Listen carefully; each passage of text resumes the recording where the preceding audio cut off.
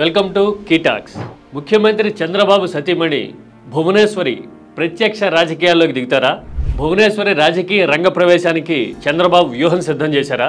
భవిష్యత్తులో ఎదురయ్యే సవాళ్లను తట్టుకుంటూ వారసత్వాన్ని కొనసాగించేందుకు చంద్రబాబు వ్యూహాత్మకంగా ఇప్పటికే ప్లాన్ రెడీ చేశారన్న చర్చ ఎందుకు జరుగుతోంది? అసలు వివరాలేంటి చూసే ముందు ప్లీజ్ సబ్స్క్రైబ్ కీ టాక్స్.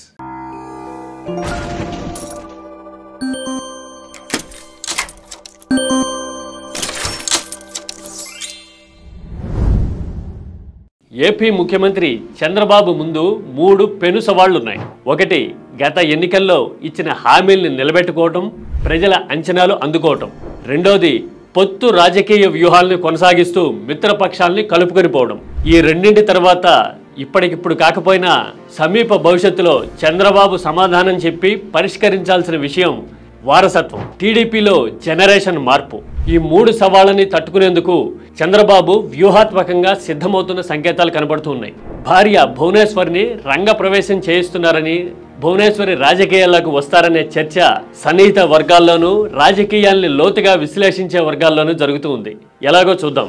గత ఎన్నికల ముందు చంద్రబాబు అరెస్టు తర్వాత భువనేశ్వరి నేరుగా జనంలోకి రావడం మొదలైంది. అంతకు ముందు కూడా రాజకీయ వేదికలపైన చంద్రబాబు కోసం ప్రత్యేకంగా నిర్వహించే కార్యక్రమాల్లో భువనేశ్వరి కనపడినప్పటికీ చంద్రబాబు అరెస్ట్ తర్వాత మాత్రం క్రియాశీలకంగా జనంలోకి రావడం, వేదికలపై మాట్లాడడం, రాజకీయ ప్రసంగాలు, విమర్శలు చేయడం అనేది తొలిసారిగా చూసాం.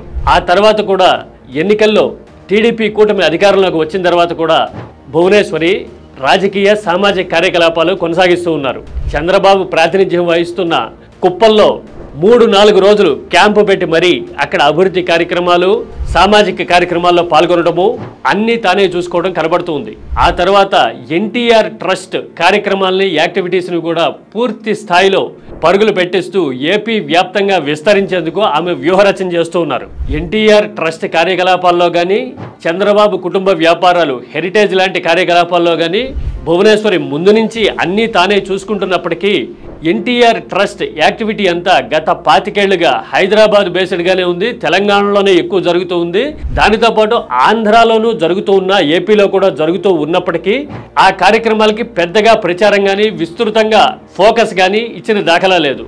ఇలాంటి సమయంలో ఒక చర్చ జరుగుతూ ఉంది. అటు బసవతారకం క్యాన్సర్ హాస్పిటల్ నిర్వహణతో బాలకృష్ణ, ఇటు ఎన్టీఆర్ ట్రస్ట్ నిర్వహణతో భువనేశ్వరి ఎన్టీఆర్కి అసలైన వారసులుగా ఉన్నారు, వీరే ఎన్టీఆర్కి అసలైన వారసులు అని చంద్రబాబు వేదిక మీద ప్రకటించడాన్ని బట్టి చూస్తే భవిష్యత్తులో భువనేశ్వరి రాజకీయ రంగ ప్రవేశం చేస్తారా అనే చర్చ జరుగుతోంది. దీనికి ప్రధానమైన కారణం ఏంటో చూద్దాం. వచ్చే ఎన్నికల నాటికి చంద్రబాబు 80కి దగ్గరవుతారు. ప్రత్యక్షంగా ఎన్నికల్లో మరోసారి పోటీ చేస్తారా అంటే బహుశా అప్పటి పరిస్థితిని బట్టి నిర్ణయం తీసుకోవచ్చు. చంద్రబాబు గత 30 ఏళ్లుగా ప్రాతినిధ్యం వహిస్తున్న కుప్పం బాధ్యతలు భువనేశ్వరి పూర్తిగా తీసుకుంటారని, ఆమె ప్రత్యక్ష రాజకీయాల్లోకి దిగుతారని అనడానికి ఇది ఒక కారణం.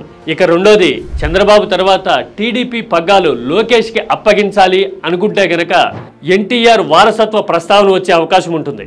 బ్లడ్ లైన్ ప్రకారం చూస్తే ఎన్టీఆర్ కూతురుగా భువనేశ్వరికి ఆ హక్కు, అధికారం ఉన్నాయి కాబట్టి భువనేశ్వరి ఈక్వలైజర్గా ఈ ప్రస్థానాన్ని, ఈ తతంగాన్ని కొనసాగించాలి అనేది చంద్రబాబు వ్యూహం అయి ఉండొచ్చు అని చెప్తున్న వాళ్ళు కూడా ఉన్నారు.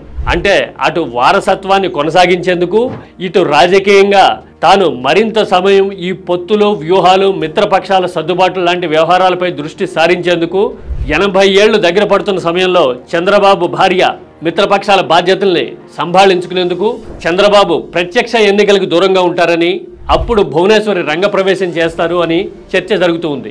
అంటే వచ్చే ఎన్నికల ముందు నాటికి ఈ విషయం మీద క్లారిటీ వచ్చే అవకాశం ఉంది.